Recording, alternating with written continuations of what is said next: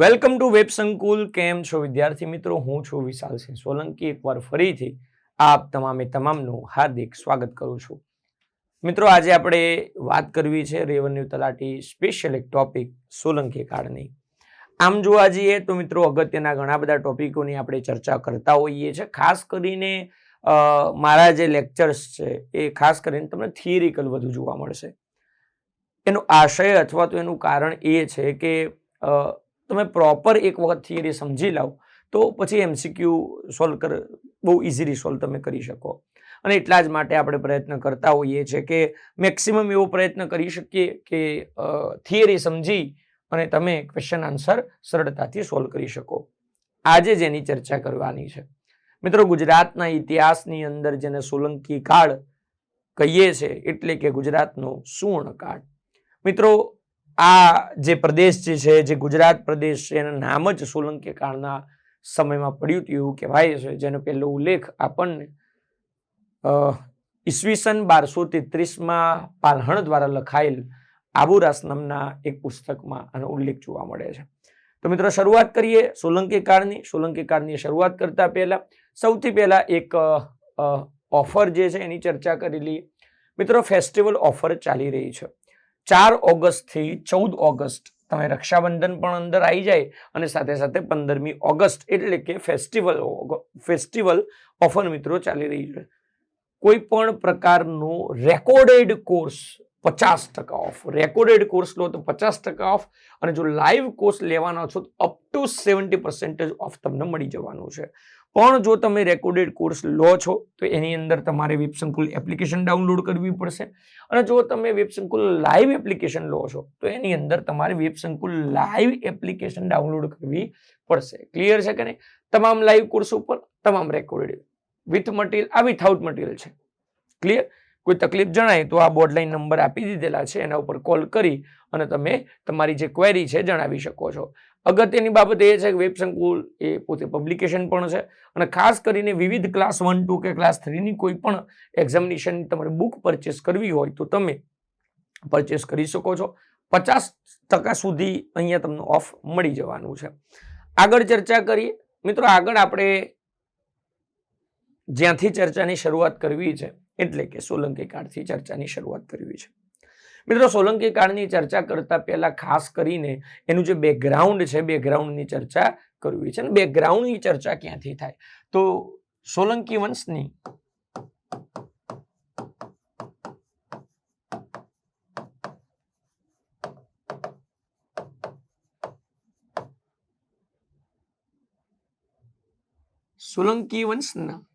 વંશની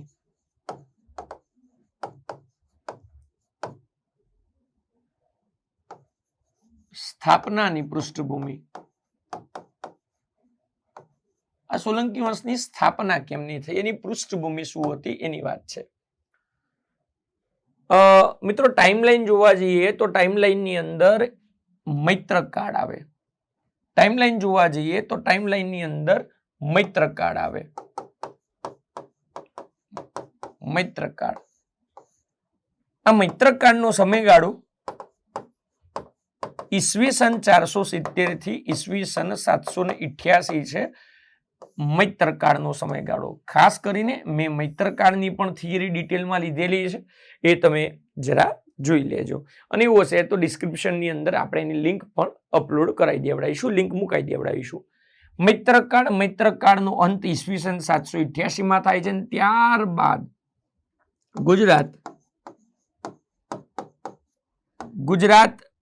ગુજરાતમાં સત્તાનું વિકેન્દ્રીકરણ જોવા મળે. એટલે ગુજરાતમાં નાના સ્વતંત્ર રાજ્ય ઉદ્ભવે.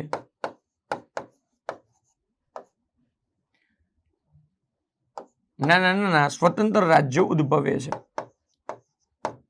કયા કયા રાજ્યોની વાત છે તો ગારુલક વંશ જેની રાજધાની ઢાંક હતી, સેંધવ વંશ જેની રાજધાની ગુમલી હતી, સેન્દ્રક જેની રાજધાની તાપી તટ વિસ્તાર હતો, ગુર્જર પ્રતિહાર જેની રાજધાની નાંદીપુર હતી, ચાહમાન જેની રાજધાની અંકલેશ્વર હતી, અને એવી જ રીતે ખાસ કરીને એક વંશ છે ચાવડા વંશ, અનુમૈત્રક કાળમાં આવે. શેની અંદર આવે? અનુમૈત્રક કાળ. મિત્રો અનુમૈત્રક કાળની અંદર ચાવડા વંશ આવે. અને આ જે ચાવડા વંશ છે એ જ આપણા માટે શું છે તો પૃષ્ઠભૂમિ છે. શેની? સોલંકી વંશની સ્થાપનાની. ચર્ચા કરી લઈએ કે શું ઘટના હતી. મિત્રો વાત એવી છે કે ચાવડા વંશ જે છે, ચાવડા વંશમાં પેલા તો ચાવડા વંશનો સમયગાળો એની ડિટેલ નથી કરવાનું. ચાવડા વંશનો સમયગાળો ઈસવીસન 746 થી ઈસવીસન 942. આ ચાવડા વંશનો સમયગાળો છે. ચાવડા વંશ જે છે ઈસવીસન 742 થી ઈસવીસન 746 થી ઈસવીસન 942 સુધી. ચાવડા વંશના સ્થાપક કોણ? તો ચાવડા વંશના સ્થાપક છે વનરાજ ચાવડા.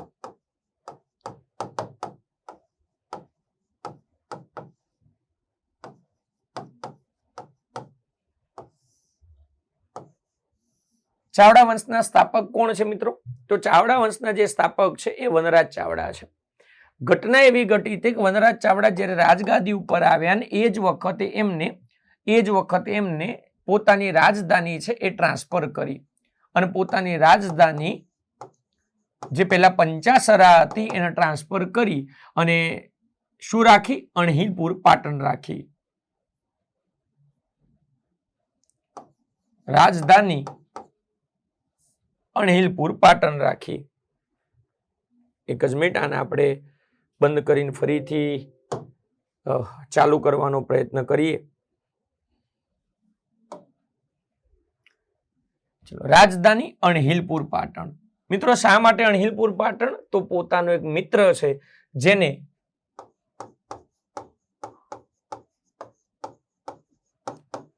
વનરાજ ચાવડાને સત્તા પ્રાપ્ત કરવામાં મદદ કરી હતી, જેનું નામ હતું અણહિલ ભરવાડ.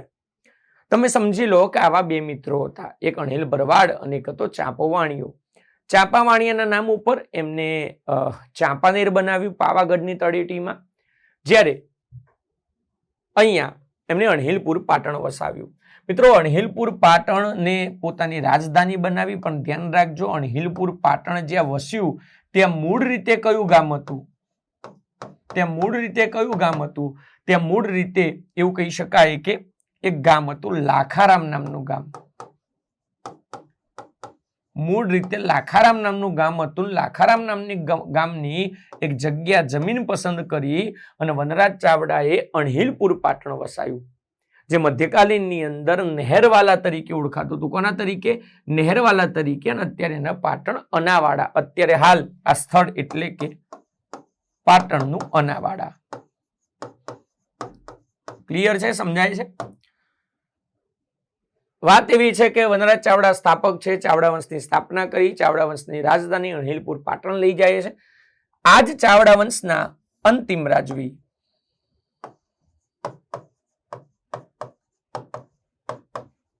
ચાવડા વંશના અંતિમ રાજવી સામંતસિંહ ચાવડા.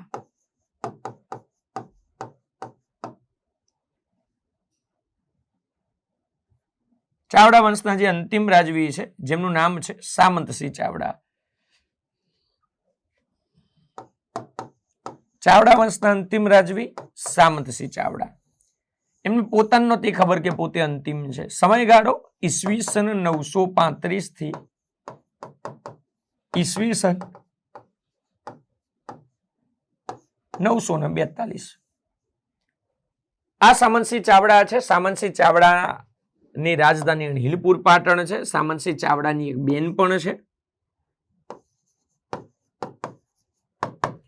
જેનું નામ છે લીલાવતી દેવી. આ જે સામંતસિંહ ચાવડા છે, સામંતસિંહ ચાવડાની એક બહેન છે જેનું નામ શું છે? જેનું નામ છે લીલાવતી દેવી.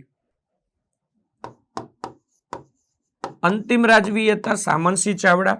અને સામંતસિંહ ચાવડા જે છે, તો સામંતસિંહ ચાવડા એ ચાવડા વંશના અંતિમ રાજવી હતા, જે આપણે વાત કરી. એમનો સમયગાળો હતો ઈસવીસન 935 થી માંડી 935 થી માંડી અને 942. મિત્રો આ જે સામતસિંહ ચાવડા છે એમની રાજધાની પણ અણહિલપુર પાટણ હતી. સામતસિંહ ચાવડા છે એમની એક બેન છે. સામતસિંહ ચાવડા છે એમની એક બેન છે જેનું નામ છે લીલાવતી દેવી.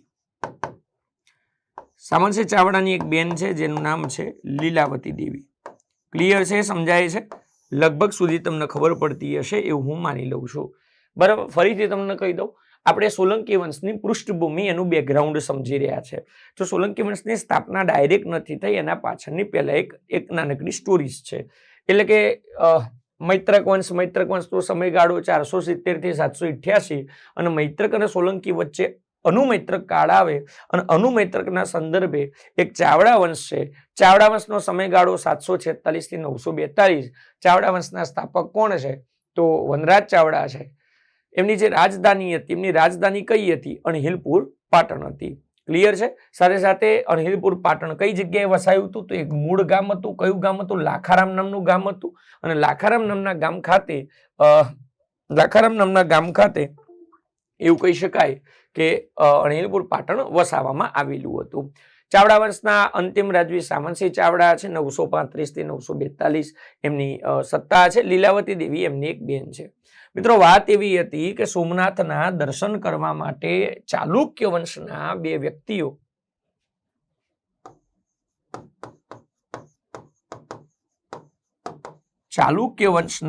વ્યક્તિઓ એક છે રાજારાજ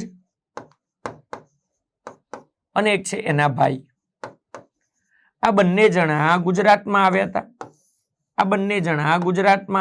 ગુજરાતમાં કેમ આવ્યા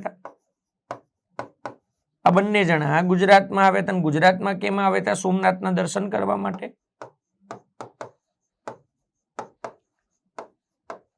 ગુજરાતની અંદર આવ્યા હતા. શા માટે? સોમનાથના દર્શન કરવા માટે. પરંતુ મિત્રો જ્યારે આવે છે ત્યારે પાટણમાંથી પસાર થાય, કેમ કે ઓલ રૂટ્સ આર પાસ્ડ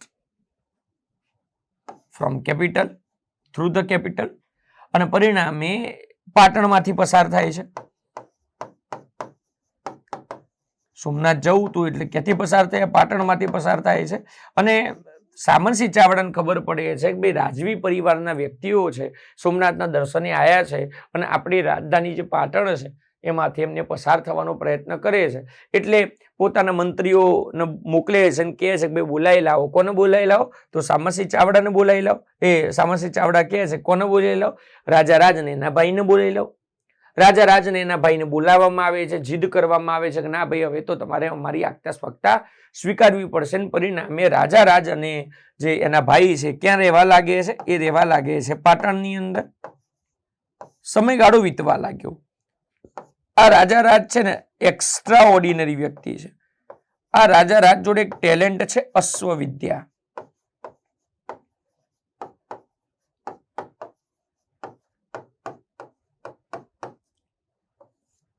રાજારાજ જે છે શેનો જાણકાર છે? અશ્વવિદ્યાનો જાણકાર છે. શેનો જાણકાર છે? અશ્વવિદ્યાનો જાણકાર છે. અને એની જ અશ્વવિદ્યાથી આ સામતસિંહ ચાવડા એટલા બધા પ્રભાવિત થઈ જાય છે. સામતસિંહ ચાવડા એટલા બધા પ્રભાવિત થઈ જાય છે કે એમની બેન લીલાવતી દેવી જે છે ચી લીલાવતી દેવી થઈ જાય છે. અને અહીંયા ચી રાજારાજ ના શુભ લગ્ન.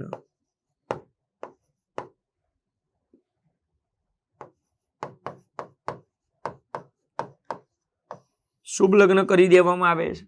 એટલે લીલાવતી દેવી અને રાજારાજ એ બંનેના લગ્ન થવા લાગે છે. હવે તમે સમજી લો કે રાજારાજ તો અહીંયા સોમનાથના દર્શન કરવા માટે આવ્યા હતા, પણ સોમનાથના દર્શન તો ઠીક છે, પણ અહીંયા કોણ બનીને રહેવા લાગે છે? ઘર જમીન બનીને રહેવા લાગે છે. સમયગાળો વીતતો જાય છે. રાજારાજ અને લીલાવતી દેવીનો એક પુત્રનો જન્મ થાય છે. રાજારાજ અને લીલાવતી દેવીના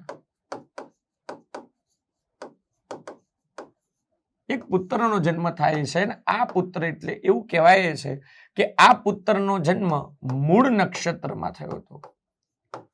એ જે પુત્ર જે છે એનો જન્મ મૂળ નક્ષત્રમાં થયો હતો અને એટલા જ માટે એને કોના તરીકે ઓળખવામાં આવે છે? એને મૂળરાજ તરીકે ઓળખવામાં આવે છે. તો મૂળરાજનું ઇન્ટ્રોડક્શન જોઈ લઈએ તો પિતાનું નામ રાજારાજ, માતાનું નામ લીલાવતી દેવી, એના મામા સામતસિંહ ચાવડા. બધું બરાબર ચાલી રહ્યું હતું. એક વખત એક ઘટના થઈ ગઈ મિત્રો, કચ્છમાં ભયંકર બળવો થઈ ગયો. કચ્છમાં ભયંકર વિદ્રોહ થઈ ગયો. કચ્છમાં વિદ્રોહ થવાના પરિણામે ચર્ચાઓ છે પાટણ સુધી આવી ગઈ.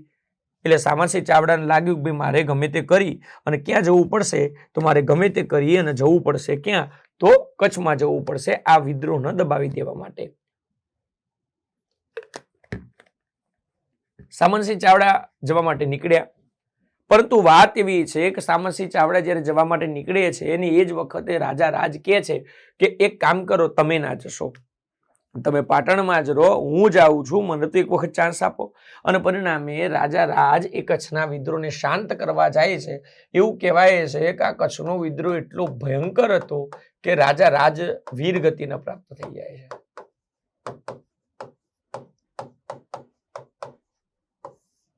રાજા રાજ વીરગતિને પ્રાપ્ત થઈ જાય છે. અને વીરગતિને પ્રાપ્ત થવાના પરિણામે રાજા રાજનું શું થઈ જાય છે? મૃત્યુ. રાજા રાજનું મૃત્યુ થઈ જાય છે, વીરગતિને પ્રાપ્ત થઈ જાય છે. એના પાછળ જે લીલાવતી દેવી છે એ લીલાવતી દેવી પણ શું થઈ જાય છે? સતી થઈ જાય છે, અથવા તો એ પણ મૃત્યુ પામે છે. કહેવાનો અર્થ એવો હતો રાજા રાજ મૃત્યુ પામ્યા, લીલાવતી દેવી મૃત્યુ પામે છે. એટલે એમનો એકનો એક પુત્ર મૂળરાજ માતા પિતા વિહોણો બની જાય છે. અને એટલા જ માટે મૂળરાજનો ઉછેર હવે કોણ કરે છે? તો મૂળરાજનો ઉછેર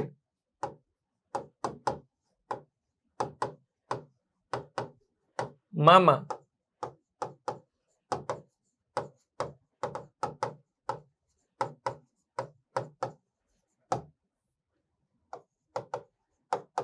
કોને?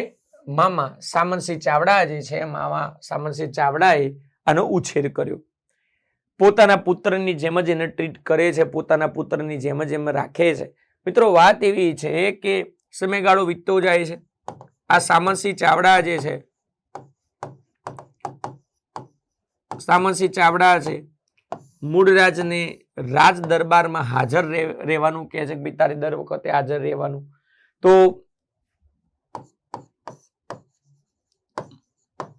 મૂળરાજને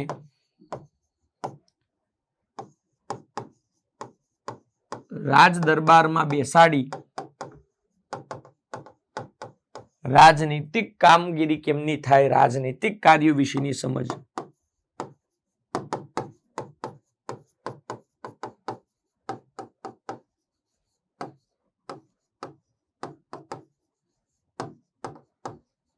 શું કરે છે? રાજનીતિક જે કાર્યો છે, રાજનીતિક કાર્યો વિશેની જે સમજ છે એ આપે છે. રોજ રાજ દરબારમાં લઈ જાય ને રોજ એના પોતાના મૂળરાજનું જે એટલે કે તમે સમજી લો કે આ રાજ દરબાર છે, આ મેન સિંહાસન કોનું છે? સામંતસિંહ ચાવડાનું છે. અને અહીંયા મૂળરાજનું સિંહાસન રાખવામાં આવે. અહીંયા બધા મંત્રીઓ બેઠા હોય આજુબાજુ રાજ દરબારની અંદર. એટલે સામંતસિંહ ચાવડા રોજ આવે. પણ સામંતસિંહ ચાવડાની એક ખરાબ ટેવ, સામંતસિંહ ચાવડાની એક કુટેવ, શું? અતિ મદ્યપાન.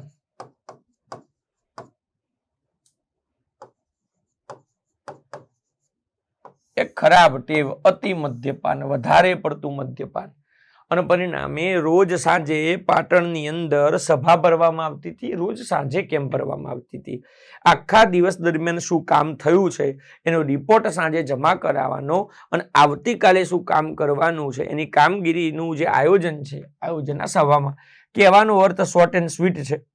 કહેવાનો અર્થ જે છે શોર્ટ એન્ડ સ્વીટ છે કે શું કરવામાં આવતું હતું? એક સભા ભરવામાં આવતી હતી. આ સભાની અંદર એક સભા એટલે કે આ સભાની અંદર બધી ચર્ચાઓ થતી. રોજ સામંતસિંહ ચાવડા પણ આને લઈ જતા કે ભાઈ તું પણ બેટા મારી જોડે આવજે અને રાજ દરબારની જે કાર્યવાહી છે એ કાર્યવાહી તું જોજે. બરાબર? કાર્યવાહી છે એ તારે ફરજિયાત જોવાની.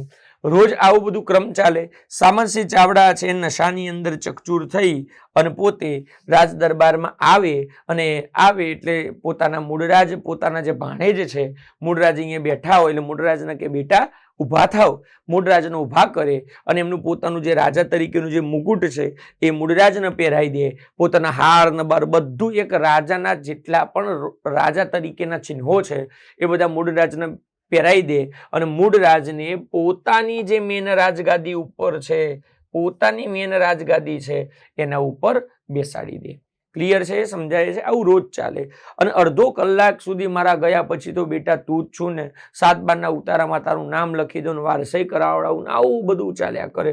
પણ જેવો નશો ઉતરે અને સામંતસિંહ ચાવડાને ખબર પડે કે પોતાની રાજગાદી ઉપર પોતાનો ભાણેજ બેસી ગયો છે અને એ પણ રાજા બની, અને પરિણામે એવું કહી શકાય કે સામંતસિંહ ચાવડા એટલા ગુસ્સે થઈ જતા કે ભયંકર આખા રાજ દરબાર વચ્ચે કોનું અપમાન કરી દેતા?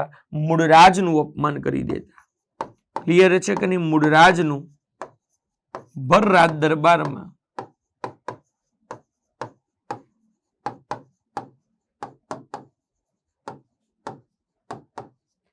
મૂળરાજનું ભર રાજ દરબારની અંદર શું કરી દેતા? અપમાન કરી દેતા. ક્લિયર છે? સમજાય છે? વાત એવી છે કે મૂળરાજનું અપમાન કરી દેતા. આવું રોજ થવા લાગ્યું. એના મંત્રીઓએ કાન ભંભેરણી કરી કે જો મૂળરાજ તને માર ખાવાની મજા આવતી તો બરાબર છે, અમને જોવાની મજા નથી આવતી, આનું કંઈક ચેન્જ કરો, સ્ક્રિપ્ટ ચેન્જ કરો. એટલે મૂળરાજ કે હું કરું તો કરું છું, મારા મામા છે, ભાઈ મને પાડી પૂછીને મોટો કર્યો છે, મારે મારા મામા વિશે કશું કહેવાય નહીં, મારા મામાના વિરુદ્ધમાં એક પણ શબ્દ હું બોલી શકું નહીં. ક્લિયર છે? સમજાય છે? એટલે ટૂંકમાં તમે સમજી લો કે સામંતસિંહ ચાવડા વિશેની કાનભંભરણી મંત્રીઓએ કરી, પણ મૂળરાજ એટલું ધ્યાન ના આપ્યું. પણ રોજ આવું થવા લાગ્યું. મંત્રીઓ રોજ કહેવા લાગ્યા કે આ ગાલ તો જો લાલ બુદ્ધિ જેવો થઈ ગયો છે, આ તને મજા આવે છે, અમને જ મજા નથી આવતી, આનું કંઈક કરો. એટલે મૂળરાજે નક્કી કરી દીધું કે આજનો દિવસ મામાનો છેલ્લો દિવસ. અને પરિણામે એ દિવસ આવી ચૂક્યો હતો કે જે દિવસે મૂળરાજ જે છે ફરીથી રેગ્યુલર મૂળરાજ પોતાના સિંહાસન ઉપર બેઠા છે અને મામા સામંતસિંહ ચાવડા છે એ આવે છે. ફરીથી એનું એ જ સ્ક્રિપ્ટેડ ચાલુ છે. મારા ગયા પછી તું આ જેવો નશો ઉતરે છે, પોતાના ભાણેજ મૂળરાજને ગાદી ઉપરથી ઉતારવાનો પ્રયત્ન કરે છે, અને પરિણામે એવું કહી શકાય કે મૂળરાજ દ્વારા પોતાના મામા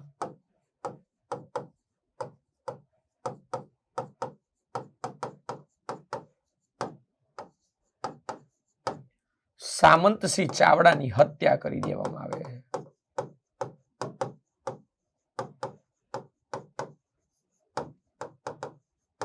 મૂળરાજ દ્વારા સામંતસિંહ ચાવડાની શું કરી દેવામાં આવે છે? હત્યા કરી દેવામાં આવે છે. અને મૂળરાજ દ્વારા સામંતસિંહ ચાવડાની હત્યા કરી અને એવું કહી શકાય કે એક નવી સત્તાની સ્થાપના કરે છે.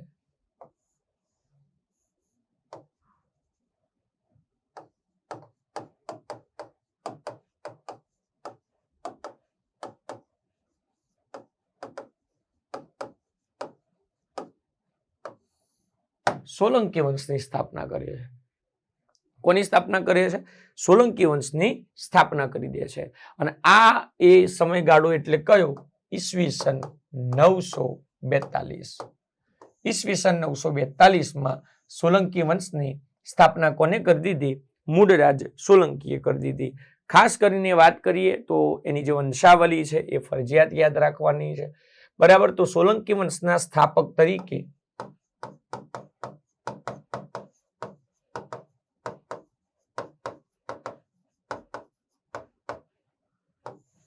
સોલંકી વંશના સ્થાપક તરીકે કોને ઓળખવામાં આવે છે? તો એ મૂળરાજ પ્રથમને ઓળખવામાં આવે છે.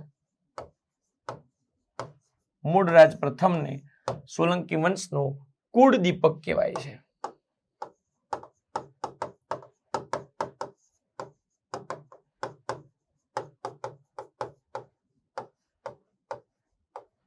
તો સોલંકી વંશનો કુળ દીપક એટલે કોણ? તો સોલંકી વંશનો કુળ દીપક એટલે કે મૂળરાજ સોલંકી. ક્લિયર છે કે નહીં? બધું બરાબર ચાલી રહ્યું હતું. મિત્રો, ગુજરાતનો સુવર્ણકાળ કહેવાય છે. શા માટે સુવર્ણકાળ કહેવાય છે? કોઈ એક કારણોસર નહીં. તો ગુજરાતનો સુવર્ણકાળ તરીકે આપણે કોને ઓળખીએ છીએ? સોલંકી કાળને ઓળખીએ છીએ. શા માટે?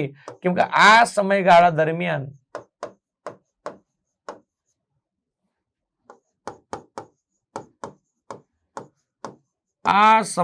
દરમિયાન ગુજરાતે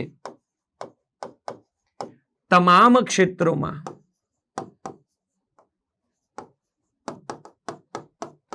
અસાધારણ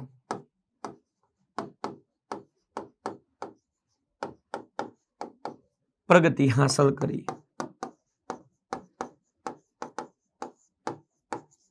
એ સામાજિક હોય, આર્થિક હોય, ધાર્મિક હોય, સાંસ્કૃતિક હોય, સમજાય છે કે નહીં, સાહિત્યક હોય, તમામે તમામ એવા ક્ષેત્રોની અંદર અને ખાસ કરીને રાજકીય ક્ષેત્ર બહુ મોટું થઈ ગયું હતું એ વખતે ગુજરાતનું. તમે વિચાર કરો, મારવા, મેવાડ, ચિત્તોડગઢ સુધી સત્તા, કોંકણ તટ સુધી સત્તા પહોંચી ચૂકી હતી. તો ગુજરાતનો સુવર્ણકાળ એટલે સોલંકી કાળ. પણ ખાસ કરીને બીજી વસ્તુ હું તમને કહું તો ગુજરાતનો જે સુવર્ણકાળ છે ને એમાં આપણે બે ભાગ પાડીએ છીએ. ગુજરાતનો પ્રથમ સુવર્ણકાળ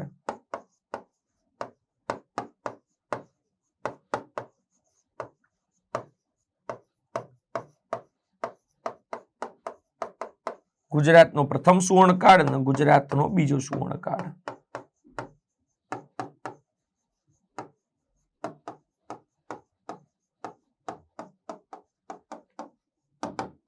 ગુજરાતનો પ્રથમ સુવર્ણકાળ અને ગુજરાતનો બીજો સુવર્ણકાળ. તો ગુજરાતના પ્રથમ સુવર્ણકાળની વાત કરીએ તો કોના સમયનો ગુજરાતનો પ્રથમ સુવર્ણકાળ કહેવાય છે? કુમારપાળ. અને ગુજરાતનો બીજો સુવર્ણકાળ કોના સમયગાળાનો? વસ્તુપાલ તેજપાલ. મિત્રો મને કોમેન્ટ કરી દેજો આ વસ્તુપાલ તેજપાલ એ કયા રાજાના મંત્રીઓ હતા? વસ્તુપાલ તેજપાલ એ કયા રાજાના મંત્રીઓ હતા? મને મિત્રો કોમેન્ટ કરી અને જણાવજો. ક્લિયર છે? સમજાય છે? આગળ વાત કરી લઈએ. ખાસ કરીને મિત્રો આગળ વાત કરીએ તો સોલંકી વંશની વંશાવલી. ચલો, બધાને ખબર છે સોલંકી વંશની વંશાવલી.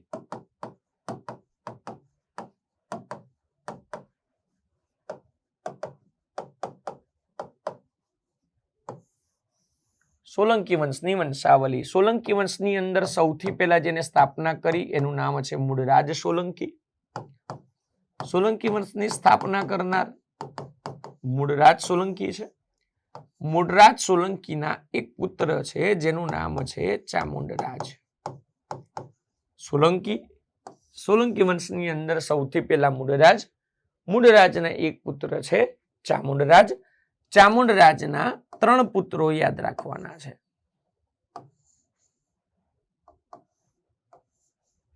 ચામુંડરાજના 3 પુત્રોમાં એકનું નામ છે વલ્લભરાજ.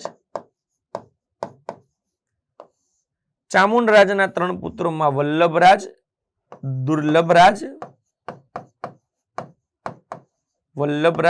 દુર્લભરાજ અને ત્રીજા જે વ્યક્તિ છે જેનું નામ છે નાગરાજ. તો સોલંકી વંશની વંશાવલી સૌથી પહેલા મૂળરાજ સોલંકી. મૂળરાજ સોલંકીના એક પુત્ર છે જેનું નામ છે ચામુંડરાજ છે અને ચામુંડરાજના 3 દીકરાઓ છે વલ્લભરાજ, દુર્લભરાજ, નાગરાજ.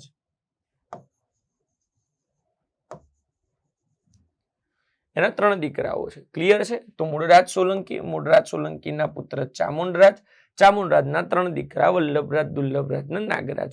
નાગરાજનો પુત્ર ભીમદેવ પ્રથમ.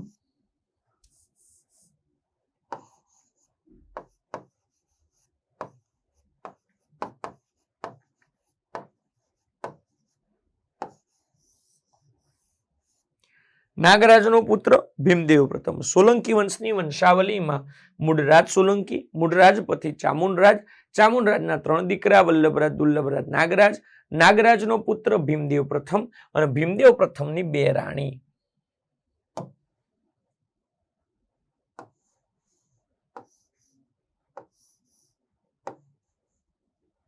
ભીમદેવ પ્રથમની 2 રાણી. આ 2 રાણી કઈ છે? તો ભીમદેવ પ્રથમની 2 રાણીમાં એક છે ઉદયમતી. ભીમદેવ પ્રથમની 2 રાણીમાં એક છે ઉદયમતી અને બીજા છે બકુલા દેવી.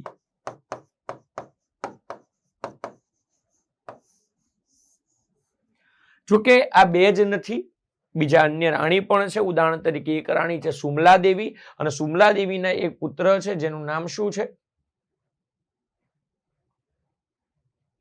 જેનું નામ છે સુમલા દેવી અને એનો એક પુત્ર છે જેનું નામ છે મૂળરાજ બીજો. ક્લિયર છે? ખબર પડે છે? ખ્યાલ આવે છે?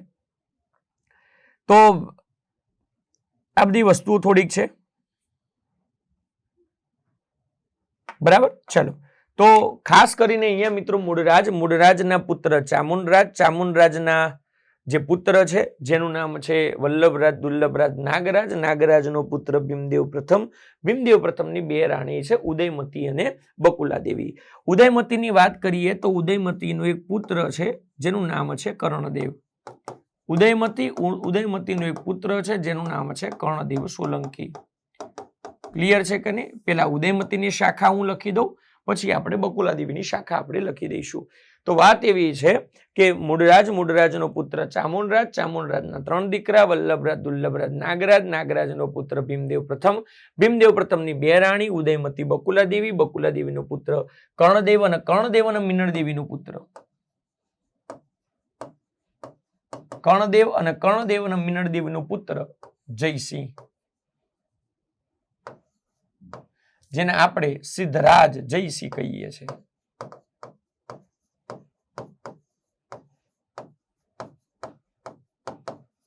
જેને આપણે સિદ્ધરાજ જયસિંહ કહીએ છીએ. સિદ્ધરાજ જયસિંહ અપુત્ર મૃત્યુ પામવા.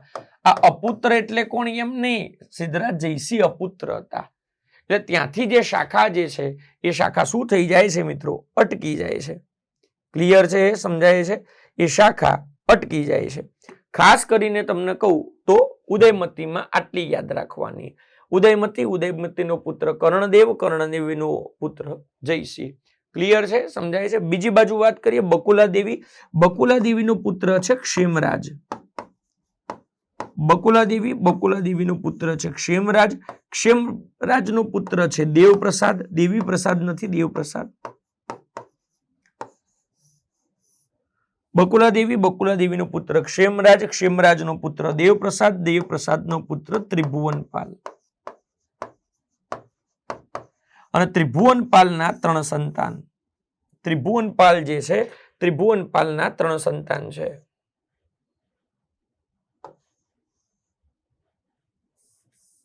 ત્રિભુવનપાલના 3 સંતાનોની વાત કરી દઈએ તો 3 સંતાનમાં કોણ? એક છે કુમારપાળ,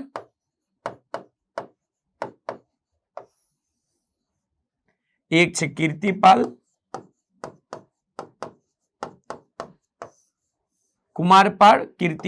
અને એક છે મહિપાલ. મૂળરાજના પુત્ર ચામુંડરાજના પુત્ર 3 વલ્લભરાજ દુર્લભરાજ નાગરાજના પુત્ર ભીમદેવ પ્રથમની 2 રાણી ઉદયમતી બકુલા દેવીનો પુત્ર બકુલા દેવીનો જે પુત્ર જે છે એ ક્ષેમરાજનો દેવપ્રસાદનો ત્રિભુવનપાલના 3 સંતાન કુમારપાળ, કીર્તિપાલ, મહિપાલનો પુત્ર અજયપાળ. મહિપાળ જે છે મહિપાળનો પુત્ર કોણ છે? અજયપાળની 2 રાણી યાદ રાખવાની છે. અજયપાળની અગત્યની 2 રાણી છે. એક છે નાયિકા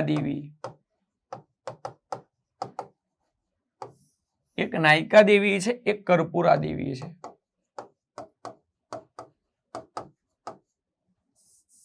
એક નાયિકા દેવી છે. નાયિકા દેવીનો પુત્ર છે અજયપાળ.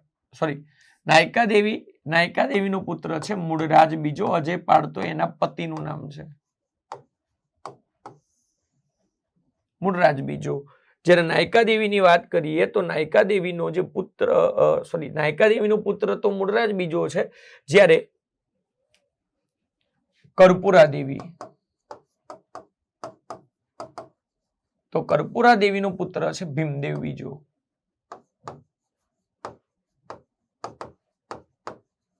અને ભીમદેવ બીજાનો જે પુત્ર છે જે અંતિમ રાજવી છે ત્રિભુવનપાલ.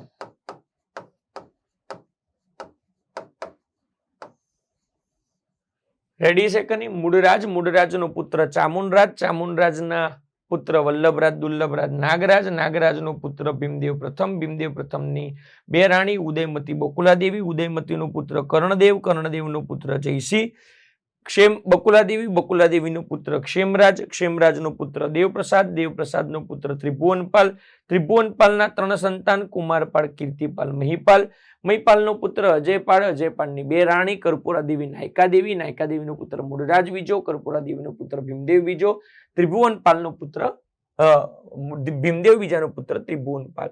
પેલી વાત કરી લઈએ કેટલા રાજાઓ શાસન ઉપર આયા છે.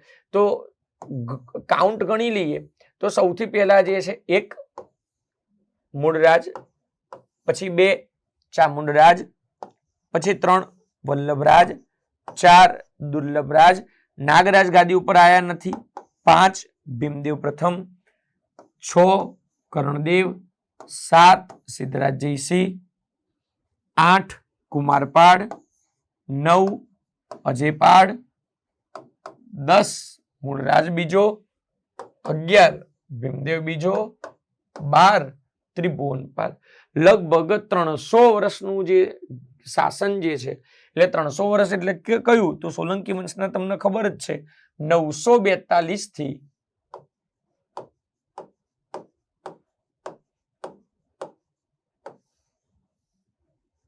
ઓલમોસ્ટ 300 વર્ષ. સમજાય છે કે નહીં? 302 વર્ષ કહેવાય. રેડી છે? ખબર પડે છે? ખ્યાલ આવે છે?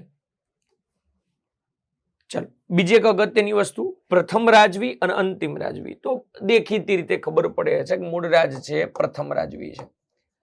સોલંકી વંશના પ્રથમ રાજવી કોણ? તો મૂળ રાજ. સોલંકી વંશના અંતિમ રાજવી કોણ? ત્રિભુવનપાલ.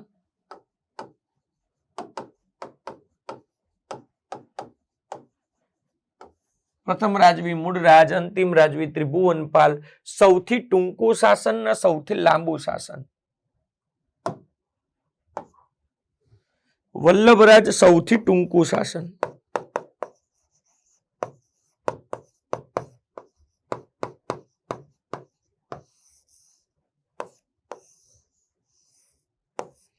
વલ્લભરાજ સૌથી ટૂંકું શાસન, માત્ર કેટલા? 6 મહિના.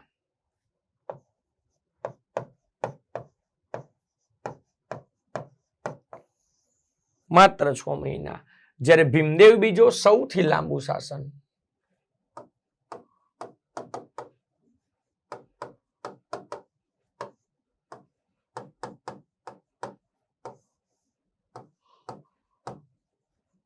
ચોસઠ વર્ષ જેટલું સૌથી લાંબુ શાસન કોનું? તો ભીમદેવ બીજાનું શાસન એ સૌથી લાંબુ શાસન છે.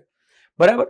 આગળ મિત્રો વાત કરીએ તો ખાસ કરીને અહીંયા કહેવાનો મારો અર્થ બહુ એવો છે કે આ સોલંકી વંશ છે. એક બીજો પ્રયત્ન આપણે એવો કરી લઈએ કે સોલંકી વંશના જે રાજાઓ છે ને ઉપનામો, જેમ કે સૌથી પહેલા મૂળરાજ છે, મૂળરાજના ઉપનામો. તો મૂળરાજના 2 ઉપનામો યાદ રાખવાના. એક છે ગુર્જરપતિ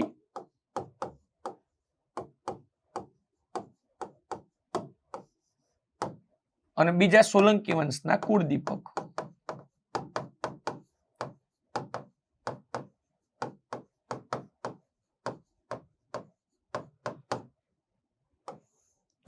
સોલંકી વંશના કુળદીપક અને ગુર્જરપતિ.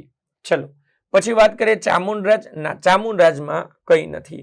પછી વાત કરીએ વલ્લભરાજ. હા, વલ્લભરાજનું એક ઉપનામ છે. કોમેન્ટ કરો તો મિત્રો કયું ઉપનામ છે વલ્લભરાજનું? ચલો, વલ્લભરાજનું ઉપનામ મને કહી દો. વલ્લભરાજના ઉપનામોમાં એક છે રાજમદન શંકર.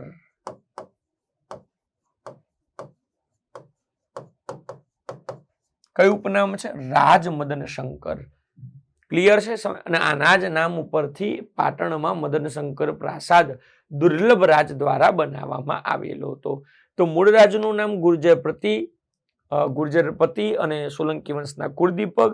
વલ્લભરાજનું નામ રાજમદન શંકર. દુર્લભરાજનું નામ નથી. ભીમદેવનું નામ યસ ભીમ બાણાવળી.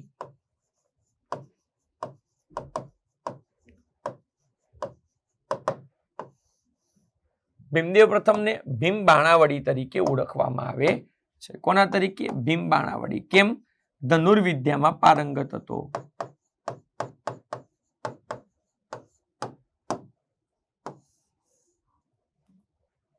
ધનુર્વિદ્યામાં પારંગત હોવાના પરિણામે ભીમ બાણાવળી તરીકે.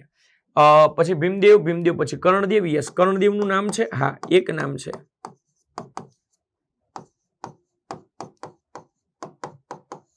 કર્ણદેવ સોલંકી. મિત્રો, કર્ણદેવ સોલંકીનું નામ છે યસ ત્રૈલોક્ય મલ્લ.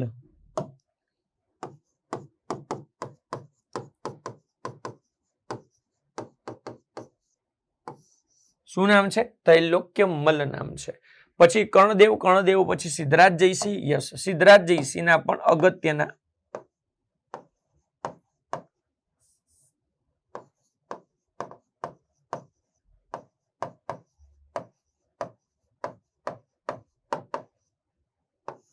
સિદ્ધરાજ જયસિંહની વાત કરીએ તો સિદ્ધરાજ જયસિંહના 2-4 નામ, જો પરમ ભટ્ટારક ને પરમ માહેશ્વર ને મહારાજાધિરાજ ને આ બધું તો કોમન કહેવાય, જે બધા ધારણ કરતા હોય, પણ આ સ્પેસિફિકલી છે સિદ્ધરાજ જયસિંહ. તો સિદ્ધરાજ જયસિંહ નું નામ છે ત્રૈલોક્ય ગંડ.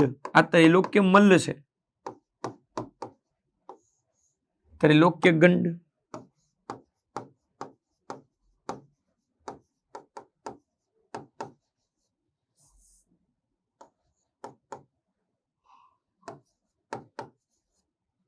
સિદ્ધ ચક્રવર્તી,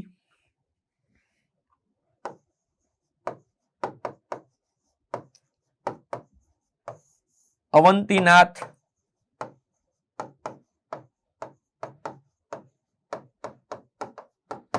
બર્બરિક જિષ્ણુ.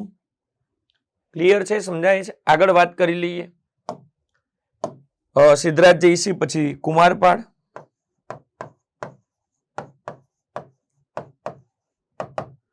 કુમારપાળના ઉપનામો છે. હા, કુમારપાળના પણ ઘણા ઉપનામો આપણને ખ્યાલ છે. જેમ કે કુમારપાળના ઉપનામોની વાત કરીએ તો સૌથી પહેલા તો ગુજરાતનું અશોક, જે બહુ વાર પૂછાતું હતું.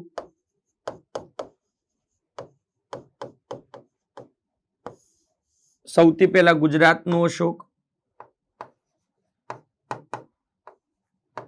પ્રૌઢ પ્રતાપ, માલવધરા ધૂમકેતુ,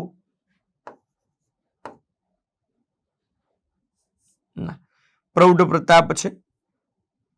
ઉમાપતિ,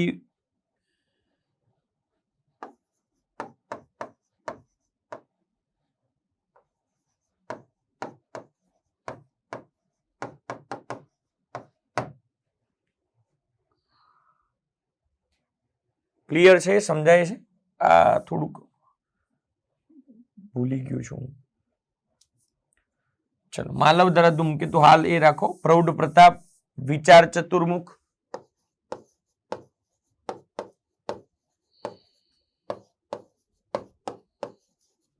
મૂર્ખ નથી, વિચાર ચતુર્મુખ છે.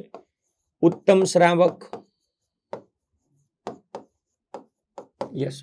માલવધરા ધૂમકેતુ નહીં આવે. ઉમાપતિ વલ્લભ પ્રાસાદ,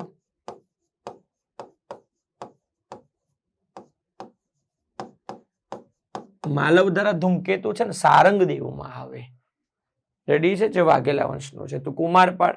શું કુમારપાળ પછી અજયપાળ? તો ના, અજયપાળનું કોઈ ઉપનામ નહીં યાદ રાખવાનું.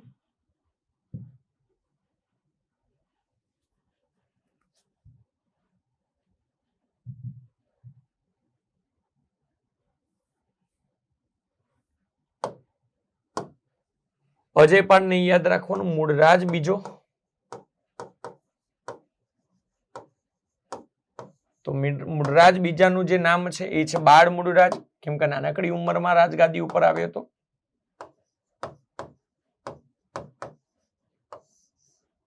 બાળ મૂળરાજ છે.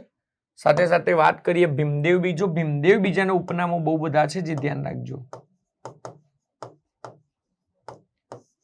જે સૌથી ફેમસ, જે વારે વારે પૂછાતું હોય છે, ભીમદેવ બીજો. ભીમદેવ બીજામાં ભોળો ભીમ,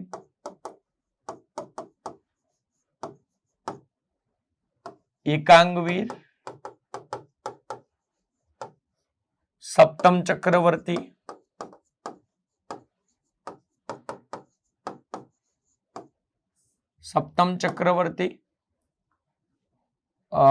અભિનવ સિદ્ધરાજ,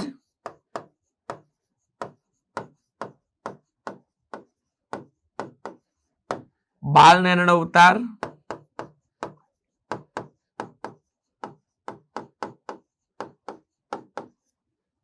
રેડી છે, સમજાય છે? અહીંયા કન્ફ્યુઝન પોઈન્ટ પણ છે. કન્ફ્યુઝન પોઈન્ટ શું છે? અભિનવ સિદ્ધરાજ બે લોકોને કહેવામાં આવે છે. કોને કોને? એક વિશળદેવ વાઘેલાને અને એક ભીમદેવ બીજાને. ત્રિભુવનપાલ નું કોઈ છે નહીં. તો અહીંયા જે કન્ફ્યુઝન પોઈન્ટ છે એ પણ નીચે લખતો જઉં છું, તો તમને ખ્યાલ આવે. ચાલો, અભિનવ સિદ્ધરાજમાં કોણ?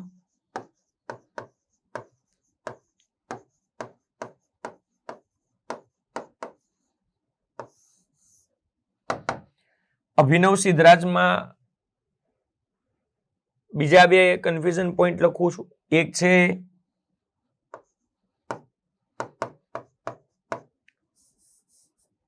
એક છે બાલનાણ અવતાર,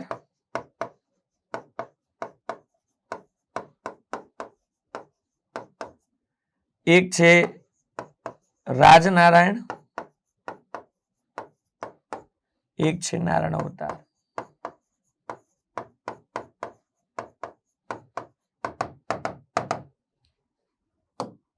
ચલો, તો અભિનવ સિદ્ધરાજ તરીકે કોણ ઓળખવામાં આવે છે? અભિનવ સિદ્ધરાજ તરીકે બે લોકો, એક છે વિશળદેવ વાઘેલા,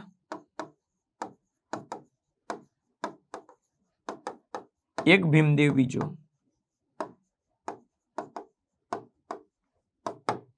બાલનારાયણ અવતારમાં ભીમદેવ બીજો.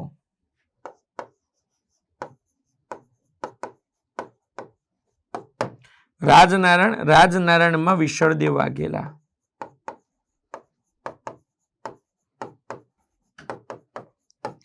નારાયણ અવતારમાં સારંગદેવ. આ ભૂલ થવાના થોડાક ચાન્સીસ છે મિત્રો, ધ્યાન રાખજો. આપણે અહીંયા ભૂલ કરવાની નથી, ભૂલ થાય તો એ આપણે સાચવવાનું છે. ક્લિયર છે? સમજાય છે? ચલો, તો આ બધી પેલી કન્ફ્યુઝન પોઈન્ટ વાળી થોડીક વાત હતી એ મેં તમને કહી દીધી. બીજી વસ્તુ તમને કહું મિત્રો, આ જે સોલંકી વંશ છે એની અંદર સૌથી પહેલા આપણે કોની ચર્ચા? મૂળરાજ પ્રથમની ચર્ચા. આપણને ખબર જ છે કે મૂળરાજ પ્રથમ શાસન ઉપર કેવી રીતે આવે છે એની ચર્ચા આપણે ઓલરેડી કરી દીધી છે. સમયગાળો બાજુમાં લખી દઉં છું મિત્રો, બહુ લાંબો સમયગાળો છે. મૂળરાજ પ્રથમ ઈસવીસન 942 થી ઈસવીસન 997. તમે વિચાર કરો, લગભગ કેટલા વર્ષ? લગભગ 55 વર્ષ સત્તા ભોગવી છે. લગભગ કેટલા વર્ષ? લગભગ 55 વર્ષ સુધી સત્તા ભોગવી છે. મૂળરાજની વાત કરીએ તો મૂળરાજની ઇન્ટ્રોડક્શન.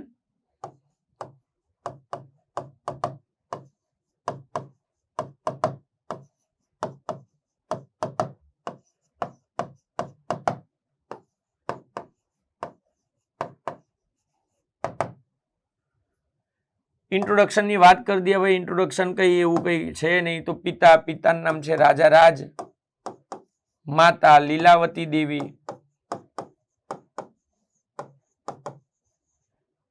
મામા સામંતસિંહ ચાવડા એમની હત્યા કરીને તો રાજગાદી ઉપર આવ્યા.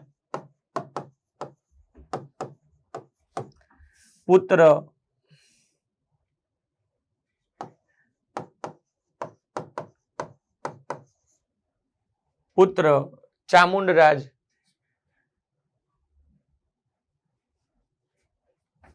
રાજધાની અણહિલપુર પાટણ,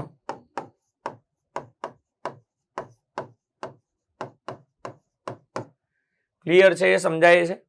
તો આ રીતે ઇન્ટ્રોડક્શન છે મિત્રો. વાત એવી છે કે જ્યારે એ સત્તા ઉપર આવ્યા ને ત્યારે એમની જે રાજ્યની જે બાઉન્ડ્રી છે, એટલે કે એ જ્યારે સત્તા ઉપર આવ્યા ત્યારે એમની સત્તા ક્યાં સુધી હતી? તો તમે સમજી લો કે આ ગુજરાત વાળો ભાગ છે. આ ગુજરાત વાળો ભાગ છે.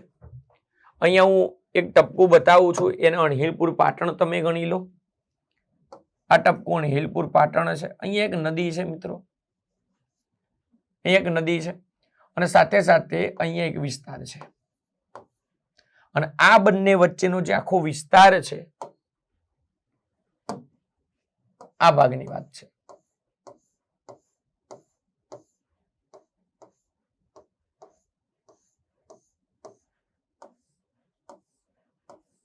જે તે વખતે મૂળરાજ રાજગાદી ઉપર આવ્યા હતા ત્યારે એમની પ્રારંભિક જે સત્તા હતી આ વિસ્તાર ઉપર હતી. એટલે કે ઉપરનો જે તમને ભાગ દેખાય છે એ કયો? તો દક્ષિણ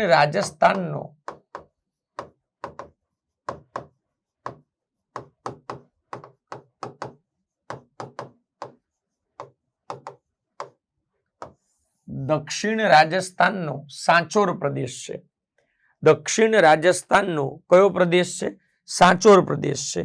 જ્યારે આ જે નીચેનો ભાગ તમને કહું છું, આ નદી મેં તમને કીધી સરસ્વતી નદીની આજુબાજુનો વિસ્તાર.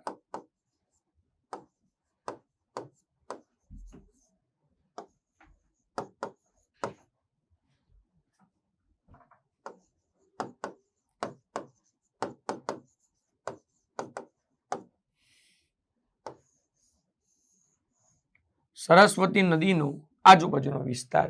કહેવાનો અર્થ એવો છે કે જે તે વખતે સોલંકી વંશ જે છે, સોલંકી વંશની અંદર રાજ્યના જે ભાગ પડે, આપણે નથી કહેતા ભાઈ રાજ્ય હોય, રાજ્યના જે ભાગ પડે એને જિલ્લાઓ કહેવાય. તો જે તે વખતે જે રાજ્યના ભાગ પાડવામાં આવતા હતા એને મંડલ કહેવામાં આવતું હતું. અને એટલા જ માટે તમે અલગ અલગ જેવા અલગ અલગ નામના મંડલો તમે સાંભળશો. અને એની અંદર ખાસ કરીને આ બે જે વિસ્તાર મેં તમને કીધો, સરસ્વતી નદીની આજુબાજુનો વિસ્તાર અને આ ઉપરનો વિસ્તાર. આ ઉપરનો જે વિસ્તાર છે દક્ષિણ રાજસ્થાનનો સાંચોર પ્રદેશ, એ જે તે વખતે સત્યપુર મંડલ કહેવાતું. એ જે તે વખતે કયો વિસ્તાર કહેવાતો? સત્યપુર મંડલ. અને સરસ્વતી નદીની આજુબાજુનો જે ભાગ છે સારસ્વત મંડલ.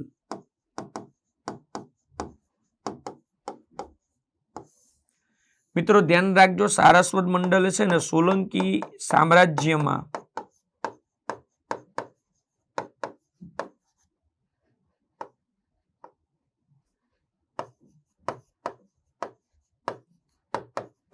આખા સામ્રાજ્યમાં કોઈ પ્રમુખ મંડળ હોય, કોઈ મુખ્ય મંડળ હોય તો એ કયું મંડળ છે? એ મંડળ છે સારસ્વત મંડળ, જે સરસ્વતી નદીના આજુબાજુ હતું. કહેવાનો અર્થ બહુ સ્પષ્ટ છે કે ભાઈ રાજધાની પાટણની નજીક છે તો એ પ્રમુખ જ હોવાનું છે. વાત એવી કે આ જે વિસ્તાર જે આ કહેવાય છે, આખો વિસ્તાર આ કે જે વિસ્તારના આજુબાજુ સત્તા હતી, આ વિસ્તારને કહેવાતું હતું ગુર્જર દેશ. એટલે કે જે પ્રારંભિક સત્તા જે છે એ પ્રારંભિક સત્તા મૂળરાજની જે પ્રારંભિક સત્તા હતી, મૂળરાજની પ્રારંભિક સત્તા સત્યપુર મંડલથી માંડી સારસ્વત મંડલ સુધી હતી.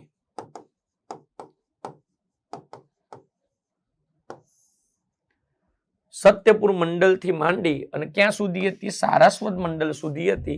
અને આ વિસ્તારને કયા નામથી ઓળખવામાં આવતો? આ વિસ્તારને કહેવામાં આવતો તો ગુર્જર દેશ. આ જે સત્યપુર મંડલથી માંડીને સારસ્વત મંડલ વચ્ચેનો જે વિસ્તાર હતો એને કહેવામાં આવતો તો ગુર્જર દેશ. અને આ જે ગુર્જર દેશ છે, ગુર્જર દેશનો અધિપતિ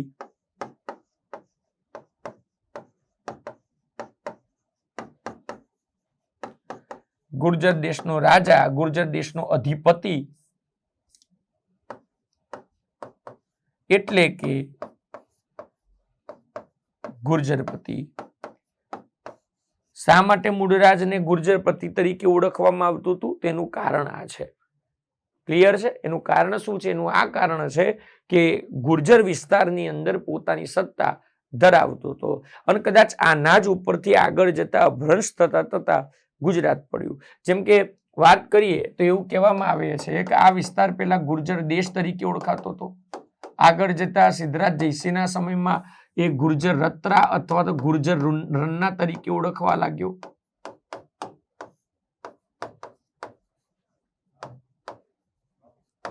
આનું અભ્રંશ થતા ગુજરાત બન્યું છે. અને કદાચ અલ-બરૂની નામનો એક વ્યક્તિ છે, તમે એનું નામ સાંભળ્યું હોય તો અલ-બરૂની નામના વ્યક્તિ એવું કહેવાય છે કે પોતાની એક પુસ્તક છે તહકીકે હિન્દ અથવા તો કિતાબુલ હિન્દ, એની અંદર પણ એને પ્રયત્ન કર્યો છે ઉલ્લેખ કરવા માટેનો. રેડી છે? સમજાય છે? આગળ વાત કરીએ. મિત્રો જોઈ શકો છો તમે, એ ક્લાસ 1-2 ની વાત હોય કે ક્લાસ 3 ની વાત હોય, તમામે તમામ બુક્સ જે અહીંયા તમે જોઈ શકો છો, કેટલા ટકા તમને ઓફ મળી જવાનું છે? 50% તમને ઓફ મળી જવાનું છે. એ ક્લાસ 3 ની બુક હોય, ક્લાસ 1-2 ની બુક હોય. રેડી છે કે નહીં? અને ખાસ કરીને તમે જો 1000 કરતાં વધારે રૂપિયાનો જે ઓર્ડર આપો છો તો તમે હે ને ફ્રી ડિલિવરી તમને મળી શકશે. ચલો રેડી છે? સમજાય છે? આગળ વાત કરી લઈએ. મૂળરાજના પરાક્રમોની વાત કરવી છે. મૂળરાજ જે છે, મૂળરાજના પરાક્રમોની.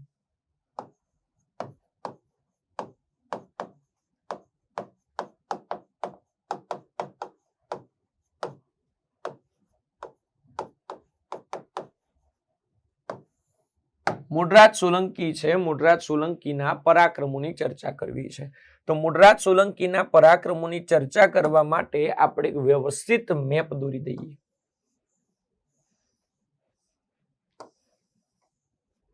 મૂળરાજ સોલંકીના પરાક્રમોની ચર્ચા કરવા માટે એક વ્યવસ્થિત આપણે મેપ દોરી દઈએ. ખાસ કરીને જે મૂળરાજની જે પ્રારંભિક સત્તા હતી એ આ વિસ્તારમાં હતી. રેડી છે કે નહીં? મૂળરાજ જે છે, મૂળરાજની જે પ્રારંભિક સત્તા હતી એ કયા વિસ્તારમાં હતી? તો આ જે વિસ્તાર બતાવ્યો છે અને આ વિસ્તારને આપણે શું કહીએ છીએ? ગુર્જર દેશ કહીએ છીએ. શું કહીએ છીએ આપણે? એને ગુર્જર દેશ કહીએ છીએ. અને ગુર્જર દેશના અધિપતિ તરીકે એને ઓળખીએ છીએ. અને ગુર્જર દેશનો અધિપતિ એટલે કે ગુર્જરપતિ. તો આ પ્રારંભિક સત્તા ક્યાંથી ક્યાં સુધી? સત્યપુર મંડળથી માંડી અને શું કહેવાય, સત્યપુર મંડળથી માંડી અને સારસ્વત મંડળ સુધી એની સત્તા રહી હતી. અને એની રાજધાની કઈ છે?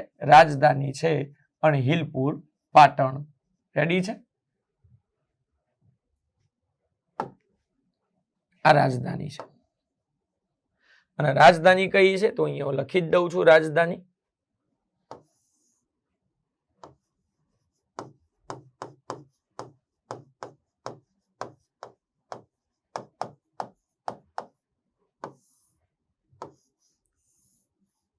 રાજધાની છે અણહિલપુર પાટણ. જે વખતે અણહિલપુર પાટણમાં મૂળરાજ સોલંકીની સત્તા હતી એ વખતે ભારતના એટલે કે ગુજરાતના અલગ અલગ વિસ્તારમાં અલગ અલગ સત્તાઓ જોવા મળતી હતી. જેમ કે અહીંયા એ જ સમયગાળાની અંદર આ જે વિસ્તાર છે, આ વિસ્તાર એટલે કયો? જુનાગઢ વાળો વિસ્તાર. તો જુનાગઢ વાળા વિસ્તારમાં પણ સત્તા કોની હતી? તો ખાસ કરીને એક રાજવંશ છે ચુડાસમા વંશ. કયો રાજવંશ છે? ચુડાસમા વંશ. આ ચુડાસમા વંશની સત્તા પણ અહીંયા આપણને જોવા મળતી હતી. તો અહીંયા હું લખી દઉં છું એ. તો આ જે છે આ જુનાગઢ છે, આ સોરઠ છે. અને જુનાગઢની એ વખતે રાજધાની કઈ હતી? વંથલી હતી. ક્લિયર છે? સાથે સાથે વાત કરીએ તો એક બીજો એક વિસ્તાર તમને બતાવી દઉં છું. આ વિસ્તાર, આ વિસ્તાર એટલે કયો વિસ્તાર? કચ્છ વાળો વિસ્તાર છે. કચ્છની અંદર સમાવંશ, સમાવંશની અંદર એક રાજા હતા જે ગુજરાતી સાહિત્યની અંદર લાખા ફુલાણી તરીકે ઓળખાતા હતા. અને એ એટલે કોણ? તો લાખો ફુલાણી એટલે રાજા લક્ષ. નામ હમણાં લખું છું, પેલા વિસ્તારના નામ લખી દઉં. આ છે કચ્છ. એવી જ રીતે આ જે વિસ્તાર જે બતાવાયો છે,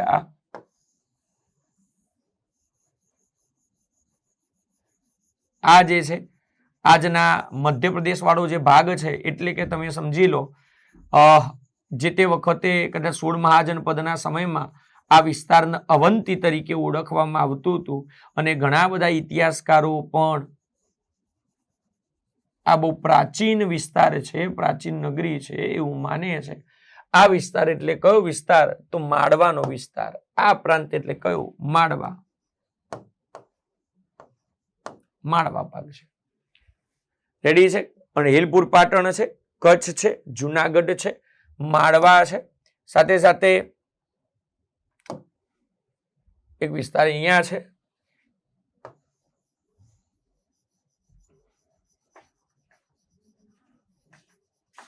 એક વિસ્તાર અહીંયા છે જેની અંદર ધરણી વરહ નામનો એક રાજા છે જેની સત્તા હતી. અને આ જે વિસ્તાર છે, વિસ્તાર એટલે કયો વિસ્તાર છે? આબુ વાળો વિસ્તાર છે. આબુ વાળો વિસ્તાર છે. એક વિસ્તાર રાજસ્થાનમાં બતાવવો પડશે. રાજસ્થાન એટલે કે તમે સમજી લો કે એક વિસ્તાર બતાવી દઈએ. દક્ષિણ ગુજરાત વાળો ભાગ એક બતાવવાનો છે આપણે.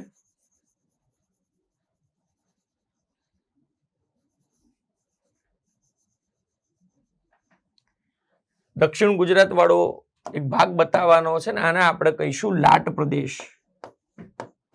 કોના તરીકે ઓળખીશું? લાટ પ્રદેશ તરીકે ઓળખીશું. અને ફાઇનલી એક જે વિસ્તાર બાકી છે એ વિસ્તાર હું તમને અહીંયા દર્શાવી દઉં.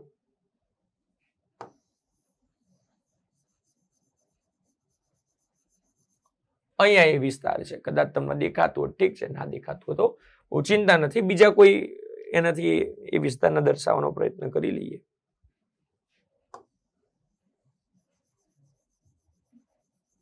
તમે કદાચ રાજસ્થાનની અંદર એક સરોવરનું નામ સાંભળ્યું છે, સાંભાર સરોવર. રાજસ્થાનની અંદર એક સરોવર છે, બહુ ફેમસ સરોવર છે, સાંભાર સરોવર. બસ આ સાંભાર સરોવરની જે આજુબાજુ વાળો જે વિસ્તાર હતો એ વિસ્તારને કહીશું આપણે શાકંભરી વાળો વિસ્તાર. કયો વિસ્તાર કહીશું? શાકંભરી વાળો વિસ્તાર.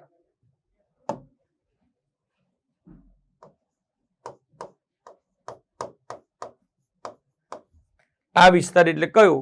શાકંભરી વાળો વિસ્તાર આપણે કહીશું. રેડી છે? સમજાય છે? તો આ વિસ્તારમાં કોણ હતું, કોની સત્તા હતી એ ચર્ચા હું કરી દઉં. તો ખાસ કરીને આપણે અણહિલપુર પાટણમાં તો મેં તમને કીધું જ છે કયો વંશ છે? સોલંકી વંશ છે.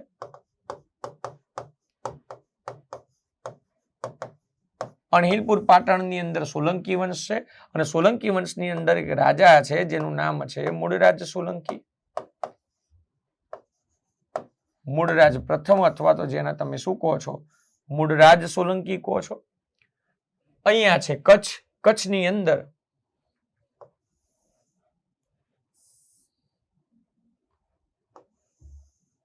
આજે લાંબા એરો ખેંચીએ છે કેમ? કેમ કે બીજી ડિટેલ અંદર લખવી છે. કચ્છની અંદર સમાવંશ છે. કચ્છ છે, કચ્છની અંદર આપણને સમાવંશ જોવા મળે છે અને સમાવંશનો એક રાજા છે જેનું નામ છે રાજા લક્ષ.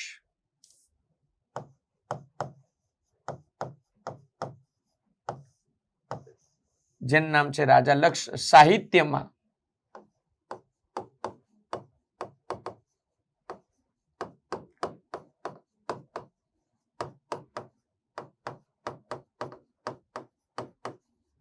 સાહિત્યની અંદર લાખો ફૂલાણી નામથી બહુ પ્રસિદ્ધ છે.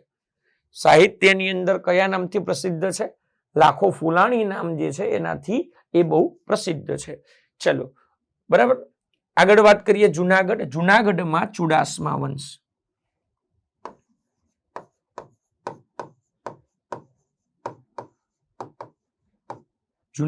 જુનાગઢની અંદર ચુડાસમા વંશ છે અને ચુડાસમા વંશની અંદર એક રાજા છે જેનું નામ છે રાજા ગ્રહરીપુ.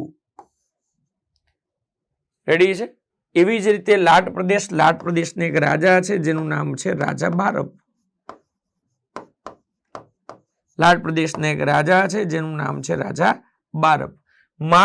માળવાની અંદર એક રાજા છે જેનું નામ છે તૈલપ બીજો.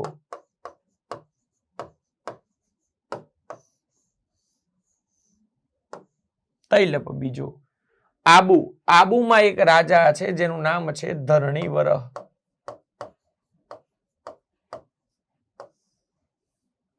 અને શાકંભરીમાં ચાહમાન વંશ છે.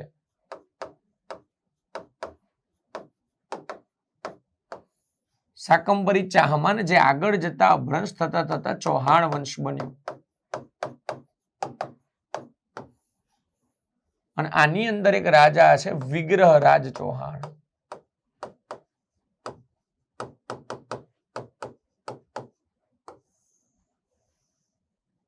આની અંદર એક રાજા છે જેનું નામ છે વિગ્રહરાજ ચૌહાણ.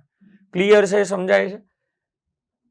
મિત્રો વાત એવી છે કે જે જુનાગઢના ચુડાસમા વંશના રાજવી છે એમનું અને મૂળરાજ બંને વચ્ચે દુશ્મનાવટ સર્જાઈ ગઈ. એટલે એવું કહેવાય છે કે બંને વચ્ચે એક યુદ્ધ થાય છે. કોના વચ્ચે? તો ગ્રહરીપુ અને મૂળરાજ વચ્ચે. જુનાગઢની એ વખતે રાજધાની હતી વંથલી વામન સ્થળી.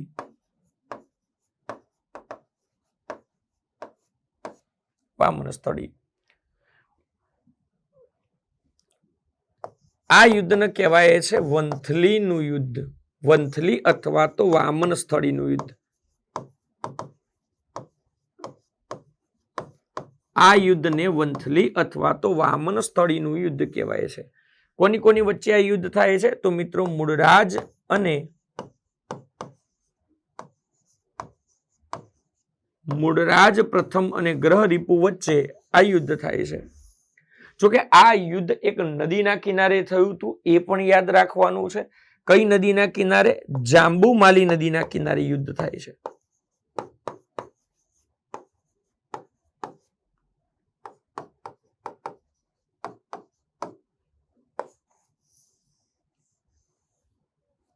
આ યુદ્ધ કઈ નદીના કિનારે થયું હતું? જાંબુમાલી નદીના કિનારે થયું હતું. તો મૂળરાજનું જે પહેલું પરાક્રમ છે એ મૂળરાજ પ્રથમ અને જુનાગઢના ગ્રહરીપુ બંને વચ્ચે યુદ્ધ થયું, જેની અંદર મૂળરાજ જીતી જાય છે, જેની અંદર મૂળરાજ જીતી જાય છે. વાત એવી છે કે આ જ ગ્રહરીપુના એક મિત્ર હતા કચ્છની અંદર સમાવંશના રાજા, જેનું નામ હતું રાજા લક્ષ. હવે વાત એવી છે કે પોતાના મિત્ર ગ્રહરીપુને હરાવી દીધો એટલે રાજા લક્ષ પણ શું લેશે? બદલો લેશે. અને એટલા જ માટે રાજા લક્ષ અને કોના કોના વચ્ચે યુદ્ધ થાય છે?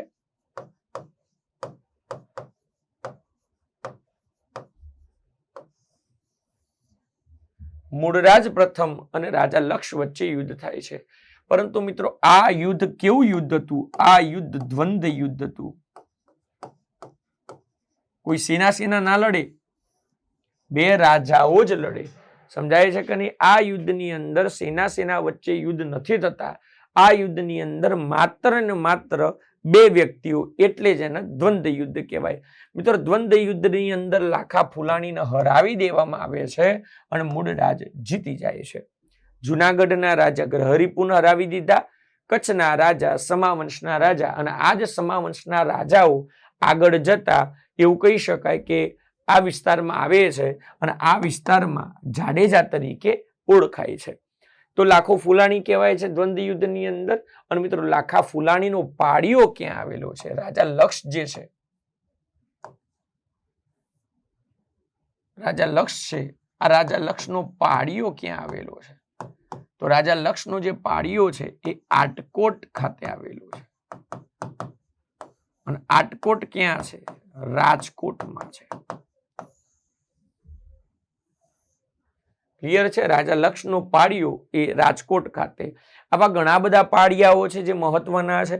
જેમ કે તમને કદાચ યાદ હોય તો ભૂચરમુરીના યુદ્ધમાં જે શહીદ થયા હતા જામ અજાજીની પત્ની સૂર્યકુંવરબા, આમનો પાડિયો ભૂચરમુરી જામનગર ખાતે છે. હમીરસિંહ ગોહિલ લડતા લડતા વીરગતિને પ્રાપ્ત થયા હતા, એમનો પાડિયો સોમનાથ ખાતે છે. અને ખાસ કરીને મિત્રો કહીએ તો લાખા ફુલાણીનો પાડિયો ક્યાં છે? તો લાખા ફુલાણીનો પાડિયો આટકોટ ખાતે, રાજકોટ ખાતે આવેલો છે. અને મિત્રો વાત એવી છે કે પાડિયા એમને એમ થવાય નહીં, એના માટે મરવું પડે. તમે કોઈ સફળતા પ્રાપ્ત કરી દીધી હોય અને તમારા નામનું કોઈ વિજય સ્તંભ બનાવો હોય તો તમે જીવતે જીવ બનાવી શકો. તમારા નામના બાકડા મુકાવા હોય તો જીવતે જીવ મુકાવી શકો. તમારા નામની પરબ બનાવી હોય કે ભાઈ તમારા સૌજન્યથી તો બનાવી શકો. પણ મિત્રો તમારા નામનો પાડિયો બનાવવો હોય ને તો પાડિયો એમને એમ ના બને. એના માટે એક જ શરત છે કે જો પાડિયો બનવું હોય તો મરવું પડે. અને મરવું પડે એટલે પોતાના માટે નહીં, પરંતુ લોક કલ્યાણ માટે, લોકો માટે. અને એટલે જ એક કવિદાદ છે ને કવિદાદ કહે છે કે શિખરો સર કરો ત્યાં કીર્તિ સ્તંભ તો ખોડી શકો. શિખરો સર કરો ત્યાં કીર્તિ સ્તંભ તો ખોડી શકો, પણ ગામના પાદરમાં પાડિયો એમને એમ ના ખોડી શકો. અને ડરાવી ધમકાવી ઇન્સાનના તો બે હાથ ન જોડાઈ શકો, પણ પેલા કેસરીના પંજાને એમને એમ ના જોડાઈ શકો. અને કવિદાદ કે આભમાંથી ખર્યું એને ઝીલી શકો, પણ પેલું આંખમાંથી ખરે ને એને એમને એમ ના ઝીલી શકો. એટલે કવિદાદની બહુ ગજબની મિત્રો રચનાઓ જોવા મળે છે. કદાચ કવિદાદે પણ આ કવિદાદની રચના છે કે દુલાભાઈ કાગની રચના છે. એક કવિદાદે પાડિયા વિશે બીજું કીધું છે કે દળ ધીંગાણે જેના માથામાં હાણે એવો પાડિયો થઈને પૂજાવું, ગડવૈયા ઠાકોરજી નથી થાવું. સમજાય છે કે નહીં? એક વીર વ્યક્તિ જ્યારે શહીદ થાય છે ત્યારે એનો પાડિયો બનાવવામાં આવે છે. એટલે પથ્થરને પેલો ટાંચનો લઈ અને પથ્થરને જ્યારે એને આકાર આપવાનો હોય છે ત્યારે એ પાડિયો કહે છે કે તું મને ઠાકોરજી ના બનાવતો, તું મને ઠાકોરજી ના બનાવતો, તું મને ભગવાનની મૂર્તિ ના બનાવતો, મારે તો શું બનવું છે? મારે તો પાડિયો બનવું છે. ભાઈ કેમ પાડિયો બનવું છે? તો એ કહે છે કે ગંગાજી કે યમુનાજી કે મારે નિર્ગંગામાં નથી નાવું. ગંગાજી કે યમુનાજી મારે નિર્ગંગામાં નથી નાવું, પણ નમતી હાજે કોઈ નમણી વિજોગણના ઉના ઉના આંસુડે નાવું. ગડવૈયા મારે ઠાકોરજી નથી થાવું, ગડવૈયા મારે ઠાકોરજી નથી થાવું. પીળા પીતાંબર અને ઝરકસી જામામાં મારે નથી લપેટાવું.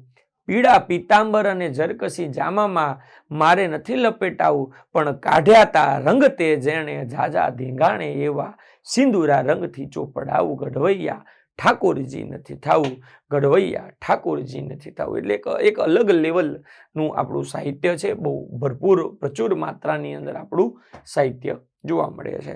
સાથે સાથે રાજા બારપને હરાવી દે છે, સાથે આબુના ધરણીવરને હરાવી દે છે, સાથે વિગ્રહરાજ સાથે મૂળરાજ સંધિ કરવી પડે છે.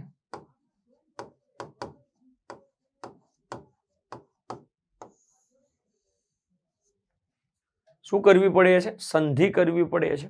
ક્લિયર છે મિત્રો? આ કિસ્સો બહુ ગજબનો કિસ્સો છે તૈલપ બીજાનો. એટલે વાત એવી છે કે મૂળરાજે શક્તિશાળી છે, તૈલપ બીજો એ શક્તિશાળી છે.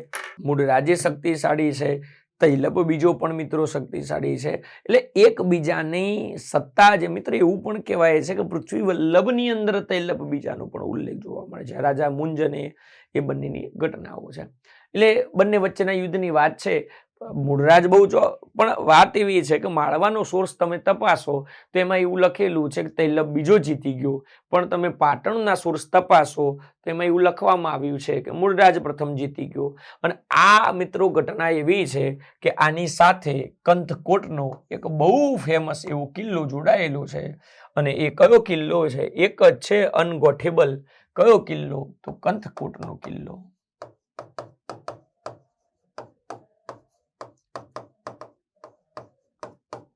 કયો કિલ્લો છે? કંથકોટનો કિલ્લો છે. અને જ્યારે કંથકોટના કિલ્લાની વાત આવે ત્યારે બે રાજાઓના નામ આપણે મગજમાં યાદ આવે. જનરલી કદાચ કોઈને નહીં ખ્યાલ હોય તો એક જ રાજાનું નામ કદાચ મગજમાં આવતું હશે, અને એ રાજા કોણ હશે? તો એ રાજા આઈ થિંક ભીમદેવ પ્રથમ રહ્યો હશે. પરંતુ આપણે અહીંયા બે રાજાઓની વાત કરવી છે.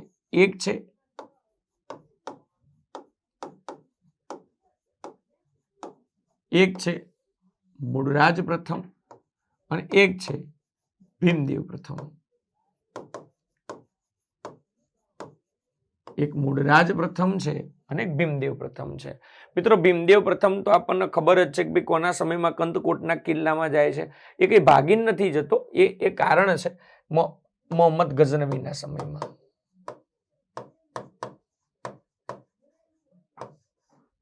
જ્યારે મૂળરાજ પ્રથમ છે એ કોના સમયની અંદર જાય છે? તો મૂળરાજ પ્રથમ આ તૈલપ બીજાના સમયમાં જાય છે.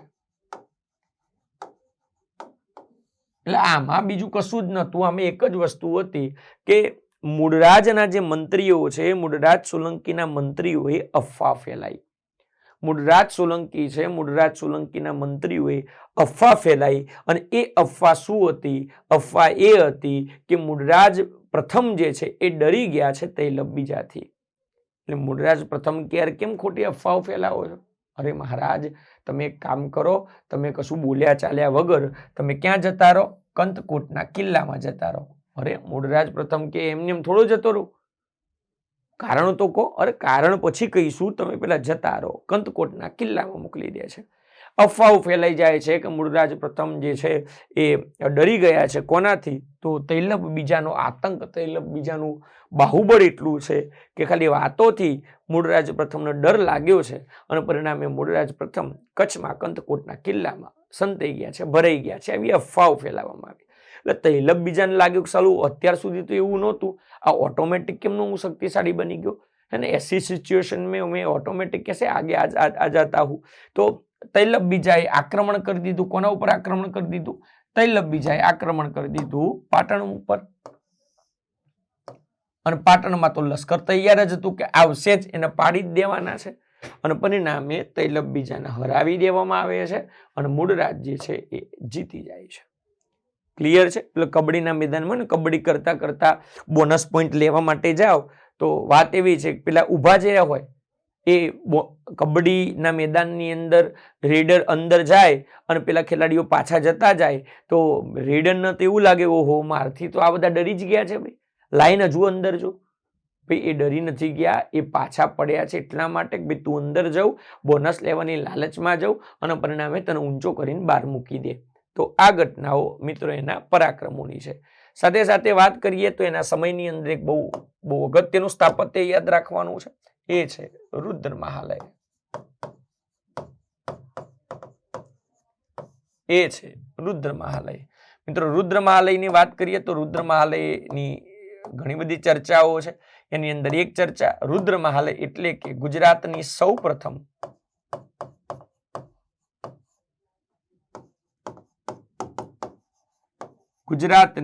સૌપ્રથમ બહુમાળી ઇમારત.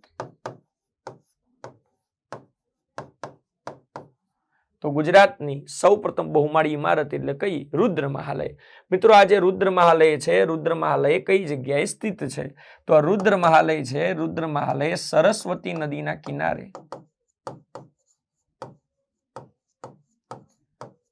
આ રુદ્ર મહાલય જે છે એ સરસ્વતી નદીના કિનારે સિદ્ધપુર ખાતે આવેલો છે. અને સિદ્ધપુરનું એક નામ લખું છું, શ્રીસ્થળ. સિદ્ધપુર શ્રીસ્થળ ખાતે આવેલો છે. ક્લિયર છે? રુદ્ર મહાલય. રુદ્ર કોનું નામ? ભગવાન શિવનું નામ. તો બટ ઓબ્વિયસ છે કે સોલંકી વંશના જે રાજાઓ હતા એ કેવા ધર્મી હતા? તો એ શૈવ ધર્મી હતા. ગુજરાતની સૌપ્રથમ બહુમાળી ઇમારત છે. આ જે રુદ્ર મહાલય છે, રુદ્ર મહાલયનું કાર્ય શરૂ કરનાર, રુદ્ર મહાલયનું કાર્ય શરૂ કરનાર, રુદ્ર મહાલયનું કાર્ય પૂર્ણ કરનાર, રુદ્ર મહાલયને નુકસાન પહોંચાડનાર,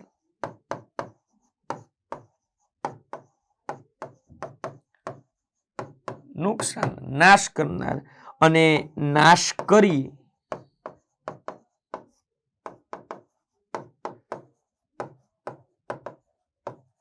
ત્યાં મસ્જિદ બનાવનાર.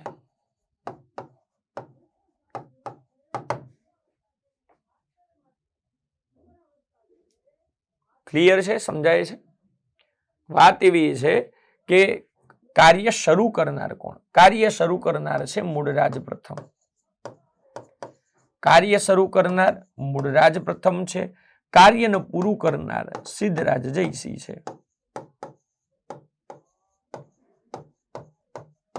કાર્ય પૂરું કરનાર કોણ છે? કાર્ય પૂરું કરનાર સિદ્ધરાજ જયસિંહ છે. ક્લિયર છે? સમજાય છે? નુકસાન, નાશ કરનાર. મિત્રો 1299 એક આક્રમણ થયું હતું અલાઉદ્દીન ખિલજીનું. અલાઉદ્દીન ખિલજી જે છે, અલાઉદ્દીન ખિલજીએ 1299 અહીંયા કર્ણદેવ વાઘેલા હતા એ વખતે આક્રમણ કર્યું હતું. અને એ વખતે બે સરદારોએ હુમલો કર્યો હતો. એકનું નામ છે ઉલુગ ખાન અને એકનું નામ છે નુસરત ખાન. જો કે આ સમયે ઉલુગ ખાને સોમનાથ મંદિરને પણ નુકસાન પહોંચાડ્યું હતું. પણ કહેવાય શું? બધા કામ સુલતાનના નામ ઉપર થાય. અલાઉદ્દીન ખિલજી આક્રમણ કર્યું. અલાઉદ્દીન ખિલજીના બે સરદારોએ રુદ્ર મહાલયનો નાશ કર્યો અને નાશ કરી ત્યાં મસ્જિદ બનાવનાર નાસિરુદ્દીન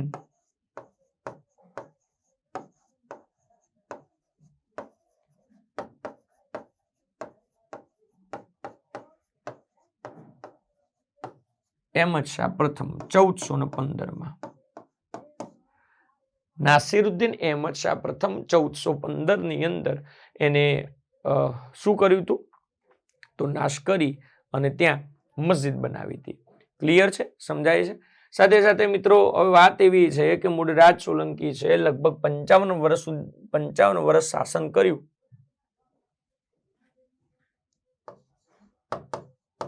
ઈસવીસન 997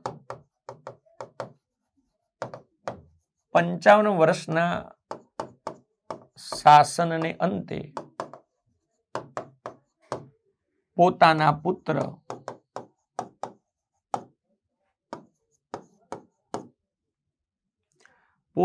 પુત્ર ચામુંડરાજને રાજગાદી આપી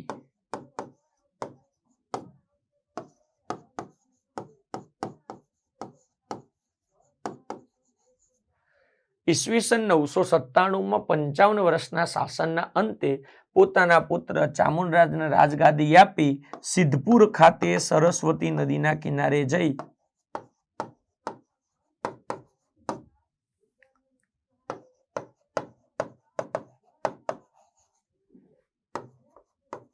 સરસ્વતી નદીના કિનારે અગ્નિ સ્નાન કરી લીધું. શું કરી લીધું? અગ્નિ સ્નાન. અને આવી રીતે જે મૂળરાજ સોલંકી છે એમની સત્તાનો શું આવી જાય છે મિત્રો? અંત આવી જાય છે. ક્લિયર છે? સમજાય છે? તો મૂળરાજ સોલંકીની ચર્ચા આપણે કરી દીધી છે. વધુ આવતા કોઈ ભાગની અંદર આપણે બીજી ચર્ચાઓ આપણે કરીશું. તો આટલે સુધી આપણે આજે રાખીએ છીએ. ક્લિયર છે કે નહીં? તો રેવન્યુ તલાટીની ખાસ કરીને સ્માર્ટ કોર્સ અવેલેબલ છે. ફેસ્ટિવલ ઓફર ચાલી રહી છે. 50% ઓફ તમને ડિસ્કાઉન્ટ પણ અહીંયા મળી રહ્યું છે. તો મિત્રો રાહ કોની જુઓ છો? રાહ જોયા વગર 3 મહિના, 6 મહિના, 12 મહિના, હવે અત્યારે તો 3 મહિના ટાર્ગેટ કરવાના હોય. હા, તો ફેસ્ટિવલ 50 પ્રોમો કોડ તમે વાપરી શકો છો. વેલિડ છે 14 ઓગસ્ટ સુધી. અને ફેસ્ટિવલ ઓફર રેવન્યુ તલાટીના નવા અભ્યાસક્રમ મુજબની એમની જો બુક પણ તમારે પરચેસ કરવી હોય તો તમે કરી શકો છો. 55% ઓફ છે. 455ની અંદર આ બુક કુરિયર ચાર્જ સાથે તમને મળી જશે. રિવ્યુ બહુ સારા છે, તો સારી બુક છે. તો મળીએ મિત્રો વધુ આવતા સમયની અંદર. બરાબર, ત્યાં સુધી મને રજા આપજો. જય હિન્દ, જય Bharat. Thank you very much.